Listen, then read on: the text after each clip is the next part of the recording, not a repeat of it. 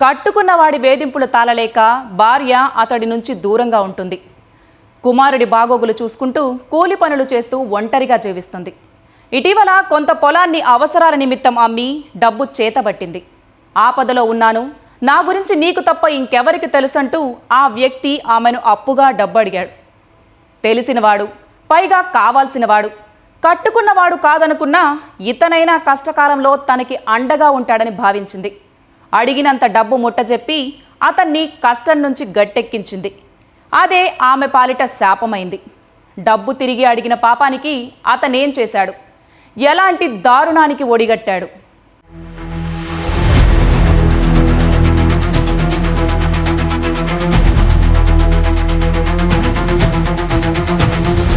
వివాహేతర సంబంధాలు పచ్చని సంసారాల్లో చిచ్చు పెడుతున్నాయి. కట్టుకున్న వారిని హతమార్చే పాశవిక ధోరణికి అలవాటు పడుతున్నారు. ఇది ఎప్పుడూ చెప్పుకునే మాటే. కట్టుకున్నవాడిని కాదనుకుని ఒంటరిగా జీవిస్తున్న మహిళకు దగ్గరైన వ్యక్తి ఆపదకాలమంటూ ఆమెను అప్పడిగాడు. ప్రియుడు అడగడంతో కాదనలేక ఆమె డబ్బు ఇచ్చింది. అవసరం వచ్చి ఇచ్చిన డబ్బు తిరిగి ఇవ్వాలంటూ అడగటమే ఆమె పాలిట శాపమై ప్రాణాలను హరించింది. తీసుకున్న అప్పు తిరిగి చెల్లించలేక ప్రియుడు అతి కిరాతకంగా ప్రియురాలిని హతమార్చాడు.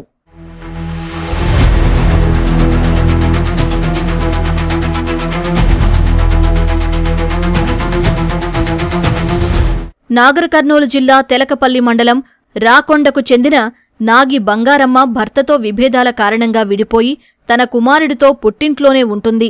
కూలీ పనులు చేసే బంగారమ్మకు బొలేరో వాహనం ద్వారా కూలీలను తరలించే తాడూరుకు చెందిన భీమయ్యతో పరిచయం ఏర్పడింది. ఇద్దరూ దూరపు బంధువులు కావడంతో ఆ చనువు కాస్త వివాహేతర సంబంధానికి దారితీసింది. 4 ఏళ్లుగా వీరిద్దరి మధ్య సంబంధం కొనసాగుతోంది. ఇటీవల బంగారమ్మ అరెకరం పొలాన్ని అవసరాల నిమిత్తం 22 లక్షల రూపాయలకు అమ్మింది.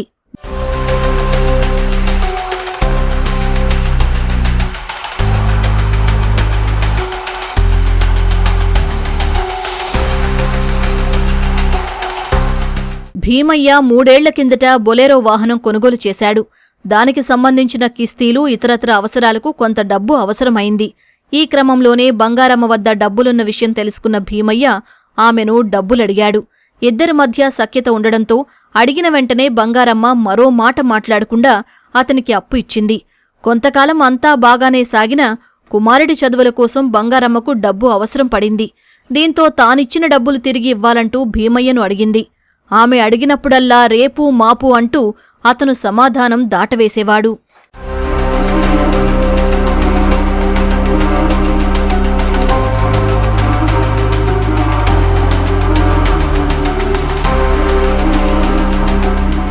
ఇటీవల భీమయ్య అనారోగ్యం బారిన పడి ఆస్పత్రులకు చాలా ఖర్చు చేసి ఆర్థికంగా తీవ్ర ఇబ్బందులు ఎదుర్కొంటున్నాడు.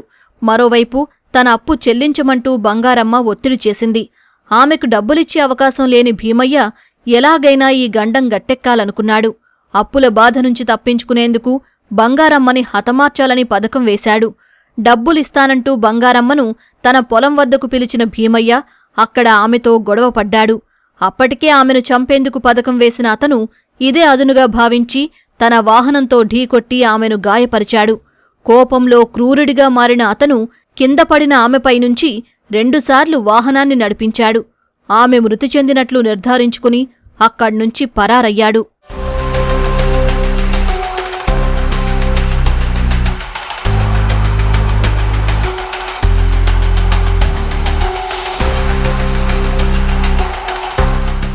స్థానికుల ద్వారా సమాచారం అందుకున్న పోలీసులు ఘటనా స్థలికి చేరుకుని మృతదేహాన్ని పరిశీలించారు. మృతురాలి కుమారుడి ఫిర్యాదుతో కేసు నమోదు చేసుకుని పరారీలో ఉన్న నిందితుడిని అదుపులోకి తీసుకున్నారు. విచారణలో భీమయ్య నేరం అంగీకరించినట్లు తెలిపారు. తేదీ 15/8/26 రోజు సాయంత్రం సమయంలో రాకొండ గ్రామానికి చెందినటువంటి నాగి బంగారమ్మ 43 సంవత్సరాలు అనే ఆమెని ఒక గుర్తు తెలియని వ్యక్తి బొలోరో వాహనంతో చంపిరని చెప్పేసి మనకి ఇన్ఫర్మేషన్ వచ్చింది. అడిగి పోయిన తర్వాత ఆమెను ఐడెంటిఫై చేసినాం. ఆమె బంగారమ్మ అని చెప్పేసి ఆమె కొడుకు పిలిపించి దరఖాస్తు తీసుకున్నాం. ఆ కొడుకు పేరు నాగి ఈశ్వరు, 19 సంవత్సరాలు. ఇతను కూడా రాకొండలే ఉంటాడు. ఇలా కొడుకు చెప్పింది ఏంటంటే, మా మదర్ కు ఆడూరు గ్రామానికి చెందినటువంటి ఎన్నుపోతుల భీమయ్యకు మధ్యలో ఇల్లీగల్ అక్రమ సంబంధం చాలా రోజుల నుంచి కొనసాగుతుంది. దాన్ని దృష్టిలో పెట్టుకుని ఇన్సిడెంట్ జరగవచ్చు అని చెప్పేసి వాళ్ళ కొడుకు దరఖాస్తు ఇచ్చి దాని మీద మేము ఇన్వెస్టిగేషన్ చేసినటువంటి క్రమంలో అతన్ని ఈ రోజు అప్రహెన్షన్ చేసి ఎందుకు సంపాదన వచ్చింది, ఏమైందని విచారణ చేసినప్పుడు ఇతను ఒక బొలెరో వాహనం కొనుక్కున్నాడు. బొలెరో వాహనంలో ప్రతిరోజు కూడా వ్యవసాయ కూలీల్ని సంబంధిత గ్రామాల నుంచి ఎక్కడైతే వ్యవసాయ పనులకు కూలీలు అవసరం ఉంటాడో అక్కడికి తరలిస్తుంటాడు. ఈ తరలించేటటువంటి క్రమంలో భీమయ్యకు తర్వాత ఈ మృతురాలు బంగారమ్మకి ఇద్దరికి మధ్యలో పరిచయం ఏర్పడి ఆ పరిచయం కాస్త అక్రమ సంబంధం ఏర్పడింది. ఈమె కూడా ఈమె భర్తను వదిలేసి ఒంటరిగా ఉంటుంది. ఆ క్రమంలో ఇద్దరి మధ్యలో అక్రమ సంబంధం కుదిరింది. ఈమె రీసెంట్ గా ఒక హాఫ్ ఎకర్ భూమి అమ్ముకుంది వాళ్ళ విలేజ్ లో. కొంత అమౌంట్ వచ్చింది. ఇతను నాకు అవసరం ఉన్నాయి, మళ్ళీ నేను తర్వాత ఇస్తా అని చెప్పేసి అంటే కొంత అమౌంట్ ఇచ్చిండు. అదే విధంగా ఆమె కొంత బంగారం కూడా ఈయన తన అవసరాల కొరకు ఒక బంగారం కూడా కుదపెట్టి 30,000 వరకు డబ్బులు కూడా తీసుకున్న తర్వాత కొన్ని రోజులు వెయిట్ చేసింది. సబ్సిక్వెంట్ గా ఈమె కంటిన్యూషన్ గా నా డబ్బులు నాకి అని చెప్పేసి ఆమె అడుగుతుంటే ఇతనికి ఏమైందంటే ఇతనికి ఇల్ హెల్త్ వచ్చి పెరాలసిస్ వచ్చి ఆరోగ్యం బాగాలేక డబ్బులు కట్టేటటువంటి పరిస్థితులకు లేదు. దాంతోనే ఆమె డబ్బులు బాగా డిమాండ్ చేస్తుంది. నేను కట్టే పరిస్థితులు లేను, ఆమె దంపేస్తే అయిపోతుంది అని మాఫ్ అయిపోతాయి అనేటువంటి ఒక పథకం పని ఆమెని నీకు డబ్బులు ఇస్తారమ్మని చెప్పేసి ఆమెను పొలం దగ్గర పిలిపించి ఈయన వ్యవసాయ పొలం దగ్గర పిలిపించి ఆ వ్యవసాయ పొలం దగ్గర ఆ బొలెరో వాహనంతో ఆమెకు హిట్ ఇచ్చి ఎక్కించి ఆమెని చనిపోయిందనక 2-3 సార్లు అటు ఇటు అని చెప్పేసి అనేసరికి ఆమె అక్కనే స్పాట్ లో చనిపోయింది. తన అవసరాల కోసం బంగారమ్మ వద్ద అందినంత సొమ్ము దోచుకున్న భీమయ్య వాటిని తిరిగి చెల్లించే సమయం వచ్చినప్పుడు మొహం చాటేశాడు. ఒంటరితనంలో తనకు తోడు దొరికిందనుకున్న ఆమెను అతి కిరాతకంగా హతమార్చాడు.